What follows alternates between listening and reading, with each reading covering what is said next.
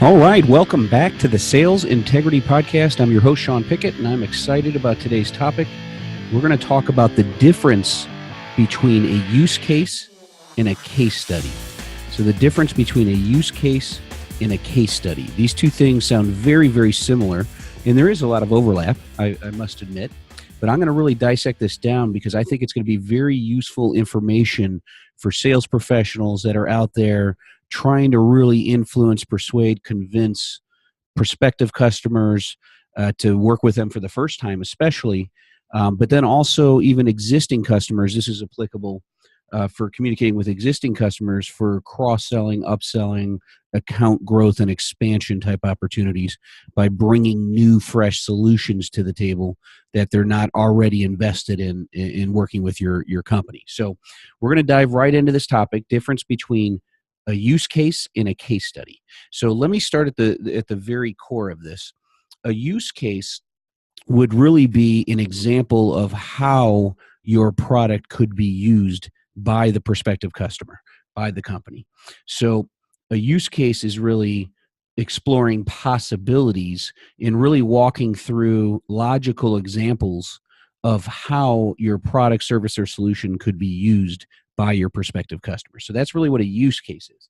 A case study is more, not only looking at the use case, but it's really the use case that already occurred, if you will.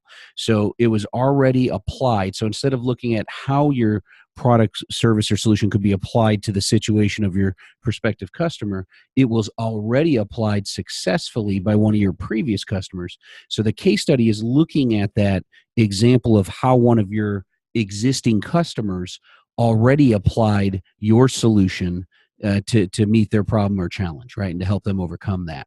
And so it's a real life example of your solution in action. So again, the simplistic look at this is a use case is forward looking. It's looking at possibilities, and a case study is looking backwards saying, we already did this. Let us provide you a real example of how we've already helped one of your peers, one of your competitors, or another company overcome this same challenge or address the same problem. Okay, so that's what the difference between the two. Now, why am I bringing that up? Because in all of your messaging, it really, as it relates to influencing, persuading, convincing prospective customers, and that's what you're doing on a daily basis, no matter what stage of the sales cycle or what step you're in. You're trying to influence them and persuade them in a positive way. As long as you have good intentions, those words are positive words to use. A lot of times people look at influence and really persuade as a negative word. Influence, not so bad, but persuading, but make no mistake about it. Both those things lead to trying to convince someone to move forward to the next step and work with you. As long as you have their best interest in mind and you truly believe your product, service, or solution can help them, then you're in good shape. So just keep that in mind. But when you have your messaging, and when you're leveraging that messaging and you're communicating with prospective customers in the marketplace, trying to convince them, they're going to look at this little known phenomenon known as social proof, right? And social proof is where others have done it, others have gone down that path before, others that are like them have gone down that path before.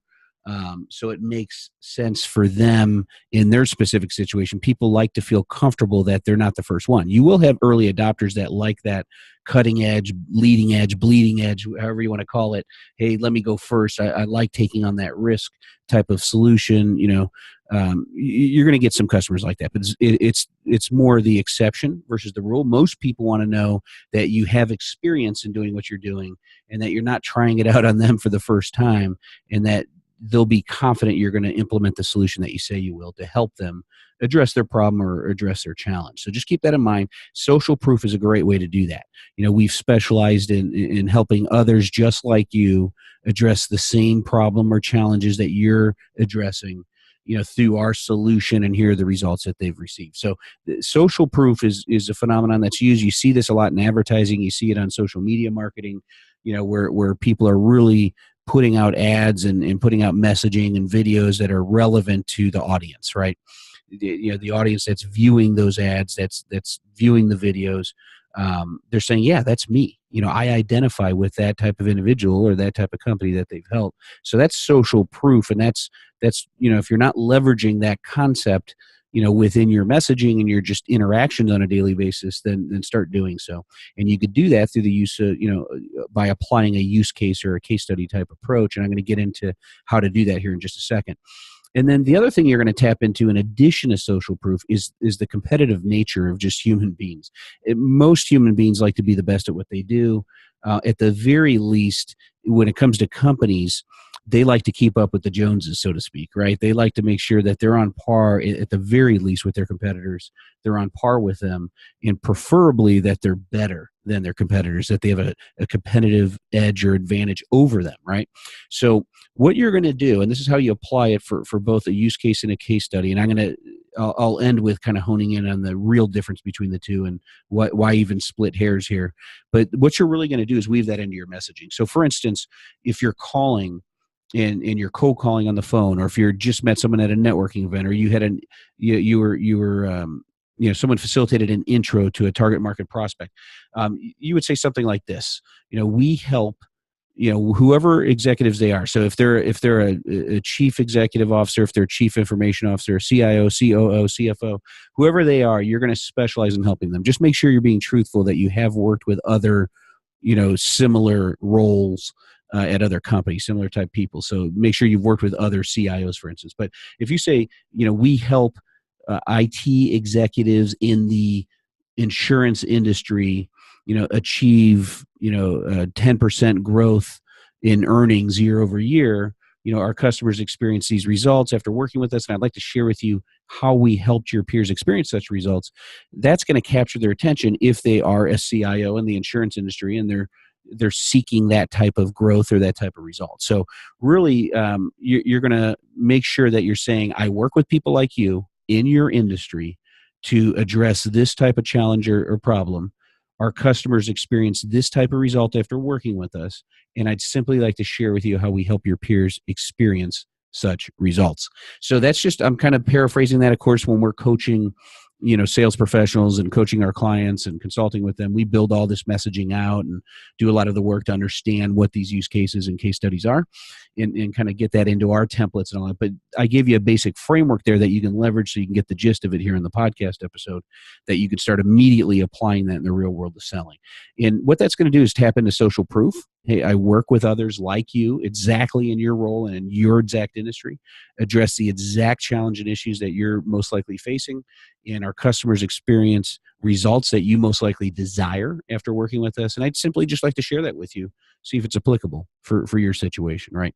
You're going to get an audience more times than you're going to get hung up on, or people saying, I'm not interested, especially as you're solution selling.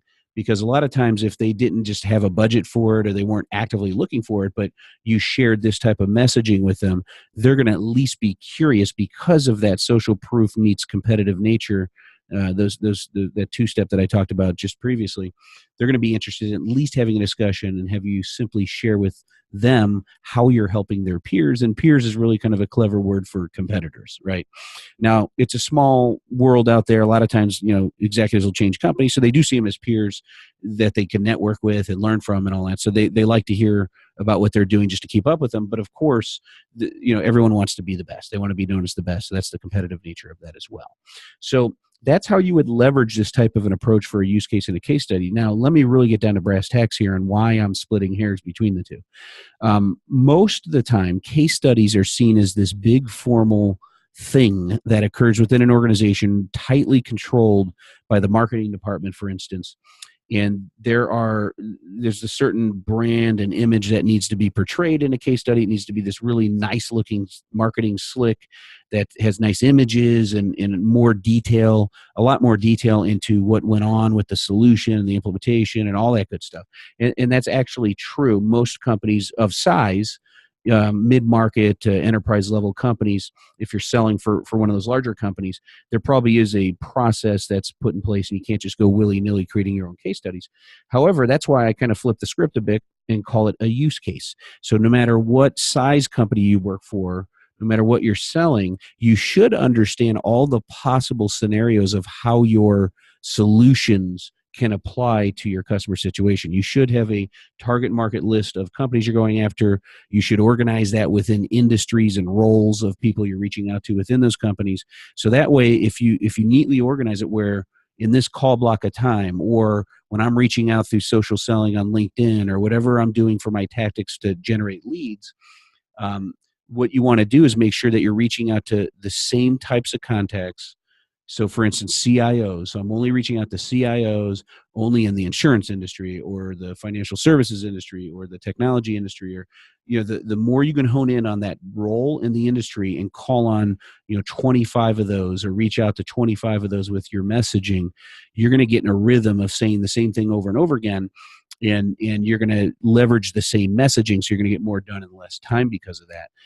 And so that way you can create whatever those use cases are. So if I know in my company we've already implemented, I already have a customer, or someone else, doesn't have to be yours, it could be one of your peers, one of the other sales reps has a customer they're working with the CIO, in a certain industry, and you want to go after that industry and other CIOs, and that's in your territory, then sit down with that other rep and sit down with the folks that are implementing it and really learn about what they're doing and how the implementation's going, and more importantly, what the end result's going to be and how that's helping that customer out.